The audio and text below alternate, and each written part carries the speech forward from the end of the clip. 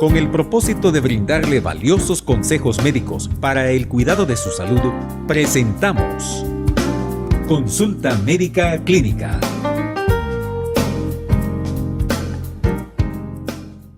¿Qué tal?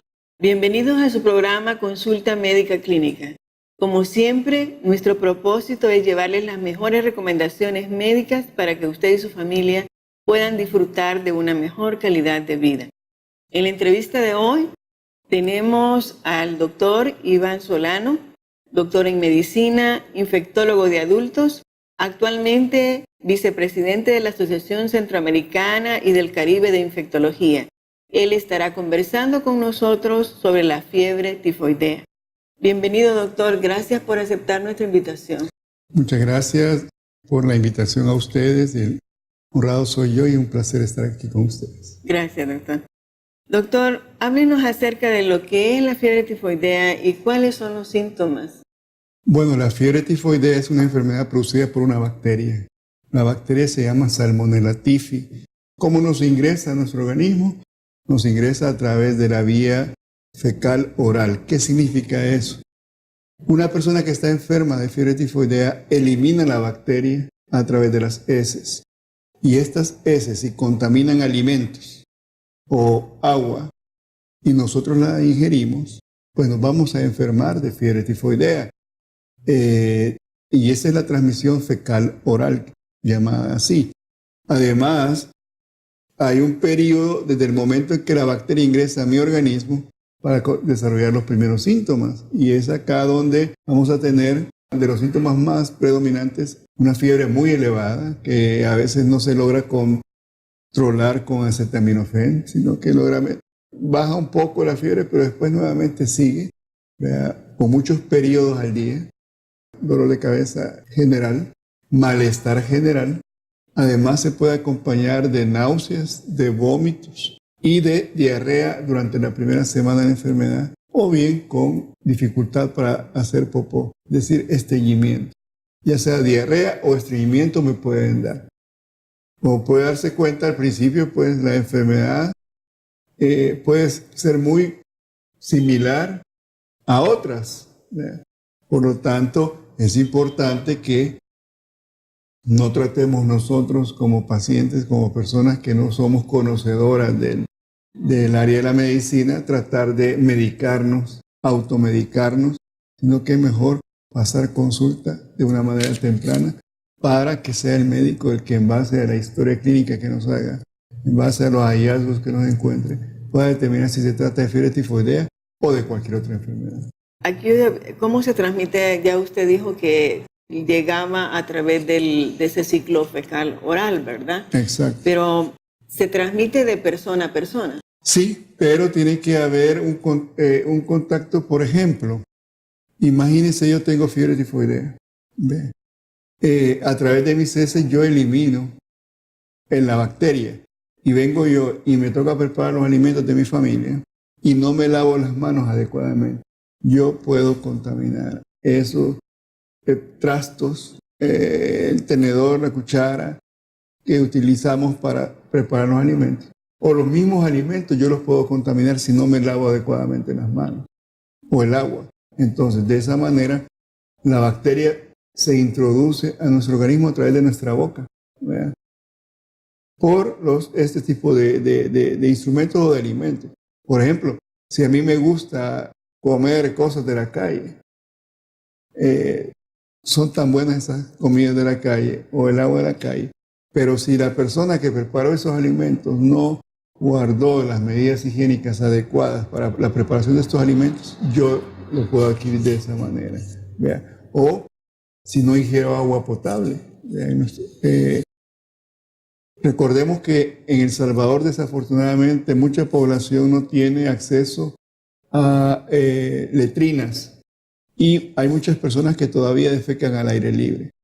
Vienen las lluvias, lavan las heces y se las llevan hacia los ríos que se contaminan, ¿verdad? Y recordemos que muchas de nuestras legumbres también son cultivadas a orillas de los ríos, rábanos, lechugas, que son alimentos que normalmente nosotros consumimos en nuestra casa. no los lavamos bien, no les hacemos la adecuada limpieza, de esa manera nosotros nos infectamos de este tipo de enfermedad. Por la saliva, no. Vean. Sí puede ser por los utensilios de cocina que se hayan infectado de alguna manera con heces fecales, vean, porque no nos lavamos las manos. Otra cosa importante, aquí como recomendación también aprovechando es, por favor, cubramos los utensilios de cocina en la noche. Por ejemplo, en la noche generalmente estamos cansados y decimos, ahí voy a lavar los platos mañana. Pero recordemos que en la noche pueden haber cucarachas, pueden haber moscas también, que sabemos dónde se pueden andar en los lugares que este tipo de insectos andan y pueden contaminar con heces fecales en sus patas y después ir a contaminar los alimentos. Los alimentos o bien los utensilios de cocina que hemos utilizado. Y entonces eso es sumamente importante, que nosotros tengamos una adecuada limpieza para evitar, tomemos las medidas higiénicas normales que deben de practicarse todos los días para evitar eso. Sobre todo si hay un enfermo dentro de la familia con fiebre tifoidea. ¿Cómo se hace el diagnóstico, doctor? Algunas veces es un poquito complicado, ¿verdad? Sí, generalmente es una fiebre, como le digo, por los síntomas, la historia clínica es importante. Preguntarle a la persona que está enferma dónde come. Entonces, en base a una historia clínica, el médico tiene su sospecha. Pero también nosotros tomamos ciertos exámenes que nos orientan a la enfermedad, ¿no? a hacer el diagnóstico de la enfermedad. Pero un examen que es 100% efectivo para diagnosticar la fiebre tifoidea es el cultivo de la sangre. El médico me ordena 2 cultivos de sangre, es decir, me toman muestras de sangre y se manda al laboratorio para cultivo. En un 90% de los casos, 9 de cada 10 personas, crece la bacteria en ese cultivo, en ese medio de cultivo, y me van a reportar del laboratorio el nombre de la bacteria y además los antibióticos a los cuales funciona o es efectivo combatir esa bacteria. Entonces, esos son básicamente los exámenes que nosotros enviamos. Luego enviamos exámenes generales como un hemograma, una eritrosedimentación, un general de orina. Se puede enviar también un cultivo de las heces, porque como les decía desde un principio, nosotros eliminamos la bacteria en las heces. Entonces, si me crece en las heces o me crece en la sangre, es diagnóstico definitivo de la enfermedad. En el caso del cultivo de sangre es en el periodo agudo de la enfermedad, ¿verdad? Exacto. Y el de las heces es ya cuando... Generalmente el cultivo de sangre es más frecuente que nos salga positivo durante la primera semana de la enfermedad. Pero a veces, como esta enfermedad, consultamos tarde, nos dimos mucho tiempo, podemos pasar a una segunda etapa de la enfermedad. Y ya en la segunda semana de la enfermedad ya podemos con mayor seguridad encontrar la bacteria en las heces. Y por eso se envía el cultivo de las heces, que le llamamos coprocultivo nosotros, ¿verdad? Por eso es importante no tomar antibióticos, ¿verdad? Porque si uno está tomando antibióticos puede afectar el resultado del cultivo de la sangre. Eso es bien importante lo que usted menciona, porque en primer lugar no debemos de automedicarnos, ¿verdad? No debemos de seguir las indicaciones de alguien que no tiene los conocimientos mínimos de medicina. ¿Por qué? Porque lo típico en nuestro país, que yo le pregunto, voy a la farmacia y le pregunto a alguien que no tiene conocimientos de medicina, mire, yo tengo estas molestias, y él me va a prescribir o ella me prescribe cualquier cantidad de cosas, que muchas de ellas pueden no ser efectivas y es más, hasta nos pueden ser contraproducentes, ¿verdad? Ahora, si me prescriben antibióticos sin yo haber visitado a un médico, puede ser dañino también, y lo que voy a hacer yo es que puedo hacer que esta bacteria se vuelva resistente a los antibióticos. Entonces, por favor, el tratamiento de la fiebre tifoidea sí es con antibióticos, porque los antibióticos son efectivos para bacterias, y como esta se trata de una bacteria, pero no cualquier tipo de antibióticos. Es el médico el que va a recomendarle si va a tomar antibióticos o no. Y si yo los tomo también de manera anticipada, los cultivos que hemos estado hablando pudieran salirme negativos por el efecto de que yo he estado tomando este antibiótico. Entonces, lo mejor para tomar estos cultivos, para hacer el diagnóstico, es no haber tomado antibióticos previamente, ¿verdad? Pero va a ser el médico el que va a determinar todas estas recomendaciones y no andemos tomando o no andemos esperando, ya se me va a pasar esto, yo voy a seguir tomando este antibiótico. O le hago caso a mi vecina, a la comadre de mi vecina, ¿verdad?, que no tienen ningún conocimiento de medicina. No lo hagamos porque nos puede salir mucho más dañino eso y puede poner en riesgo la vida, porque la fiebre tifoidea es una enfermedad que no es sencilla. Puede llegar a causarnos complicaciones, hasta un 20% de las personas pueden tener complicaciones, como cuáles, que yo comience a sangrar con mis heces, que mis heces se vuelvan con sangre, porque comienza a sangrar a nivel del estómago o bien del colon. Además, esta bacteria, si entre más yo me tardo en pasar consulta y ser diagnosticada, puede llegar a formar llagas o úlceras en mis intestinos, ¿verdad? Así como las llagas que se nos forman en la piel, pudiera llegar a causarnos en el intestino. Y esto, romperse estas úlceras, lo que llamamos nosotros úlceras tíficas, y producirnos una enfermedad mucho más grave que se llama peritonitis. Entonces, esto puede poner en riesgo la vida. Hasta un 20% de las personas incluso pueden llegar a fallecer por una fiebre tifoidea complicada. Por lo tanto, no lo veamos como una enfermedad leve, sino que es una enfermedad que puede poner en riesgo. Complicaciones tan serias como que se me inflame el cerebro y darme una encefalitis, que se me inflame el corazón y darme una miocarditis, que se me inflamen los pulmones y darme una neumonitis. Eso lo puede causar la fiebre tifoidea complicada. ¿Y cuándo se nos va a dar? Si nosotros no hemos pasado consulta de una manera temprana. Entre más tiempo nos tardemos, puede ir avanzando la enfermedad y causarnos todo este tipo de complicaciones, ¿no? ¿Cómo se puede prevenir? Las primeras medidas son las higiénicas. Si yo no quiero infectarme y sufrir esta enfermedad, en primer lugar es importante el aseo de las manos. Lavado de manos estricto antes de preparar alimentos, después de ir al sanitario. Además, si yo voy a preparar los alimentos, lavarme las manos adecuadamente. Además, limpiar adecuadamente, hacer una higiene de los alimentos que voy a preparar. Sobre todo, por ejemplo, las legumbres, que son crudas, limpiarlas bien, hacerle un buen lavado para evitar esto. Y si hay algún enfermo dentro de la casa, idealmente debemos de delegar a una persona que se va a encargar de los cuidados del paciente enfermo y que siga estas recomendaciones.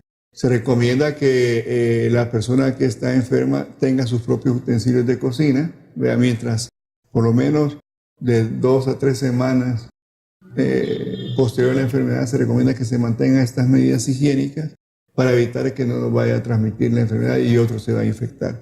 Y además, existe otra manera que se puede prevenir y es a través de la vacunación. Existen vacunas contra la fiebre tifoidea. Recordemos, las vacunas nos sirven para prevenir que yo me enferme. No son para tratamiento, sino que si yo me aplico una vacuna, en este caso contra la fiebre tifoidea, me va a proteger para que yo en un futuro no vaya a desarrollar la enfermedad. No me puede producir la enfermedad porque la vacuna ya está, como la preparan, le quitan todas las armas necesarias para producir enfermedad. Entonces va desarmada esa bacteria, digamos en este caso, y no me va a producir la enfermedad. Lo que va a hacer es prevenir la enfermedad. La vacuna contra la fiebre tifoidea no existe en el sistema público, llámese Ministerio de Salud y Seguro Social. Solo se aplica a nivel del sistema privado. Es una vacuna que tiene una efectividad entre un 50 y 70% de protección y debemos de hacerlo cada 3 años. Aquellas personas que tienen la capacidad de asistir con médico privado, pues, y quieren protegerse contra la fiebre tifoidea, pues decirles de que existe una vacuna, ¿no? Porque en el sistema público no lo hay. Sí es importante que lo sepan y tengan esa opción, de que si desean vacunarse, existe la vacuna y nos va a ayudar. Y como les digo, también otras medidas que pueden evitar que algún miembro de la familia adquiera esta enfermedad es: 1, lavemos los utensilios de cocina y dejémoslos cubiertos, para que no lleguen moscas o cucarachas durante la noche. Hagamos una adecuada disposición de la basura. Nosotros sabemos en nuestras colonias donde vivimos los días que el tren de aseo pasa por nuestra comunidad. Entonces, en bolsas bien cerradas, saquémoslas el día que va a pasar, ¿vea? Y colocarlas en los lugares adecuados, ¿vea? ¿Por qué? Porque si nosotros lo hacemos, tiramos la basura desparramada, ¿no? Sin la bolsa de protección adecuada. Recordemos que también llegan otros moscas, va a haber proliferación de moscas, va a haber proliferación de otros insectos que nos van a incrementar el riesgo de transmisión de enfermedades. Aparte de que recordemos que también llegan animales, ¿verdad?, que pueden llegar a romper las bolsas y nos van a desparramar. Por eso es importante que la basura la pongamos en su bolsa adecuada y los días que nosotros sabemos que va a pasar el tren de aseo para evitar ese tipo de problemas. Bueno, doctor, muchas gracias. Excelente presentación. Creo que hemos quedado satisfechos. Se dice que el tamaño del bacilo que produce la fiebre tifoidea es aproximadamente de 0.6 a 0.7 micras de grueso por 2 a 3 micras de largo. Algo tan pequeño tiene la capacidad de dañar el cuerpo humano y en ocasiones ser mortal. Igual puede ocurrir en el área espiritual. El pecado destruye la vida del ser humano y puede ocasionar la muerte espiritual, que no es más que la separación entre Dios y el ser humano. Isaías 59 dice: pero vuestras iniquidades han hecho división entre vosotros y vuestro Dios, y vuestros pecados han hecho ocultar de vosotros su rostro para no oír. ¿Cuál es el problema del ser humano? El pecado. El pecado es vivir independientemente de las normas de Dios. Sabiendo lo que es correcto y agradable a Dios, las personas deciden hacer lo incorrecto. Y esto trae consecuencias muy graves. Romanos 6:23 dice que la paga del pecado es muerte, refiriéndose a muerte espiritual. Cuando la persona insiste en vivir su vida sin tomar en cuenta a Dios, Dios la abandona. Esto es lo que dice la palabra: vuestros pecados han hecho ocultar de vosotros su rostro. Si el problema es el pecado, ¿cuál es la provisión de Dios? Un Salvador. Dios provee un Salvador. En Juan 3:16, 17 dice: porque de tal manera amó Dios al mundo que ha enviado a su Hijo unigénito para que todo aquel que en Él cree no se pierda, mas tenga vida eterna. Porque no envió Dios a su Hijo al mundo a condenar al mundo, sino para que el mundo sea salvo por Él. Dios envió a su Hijo a salvar, no a condenar. El propósito de Jesús al venir al mundo fue perdonar nuestros pecados, darnos vida abundante, como Él lo dijo: yo he venido para que tengan vida y para que la tengan en abundancia. Entonces, ¿cuál es la solución para no estar ya separados de Dios?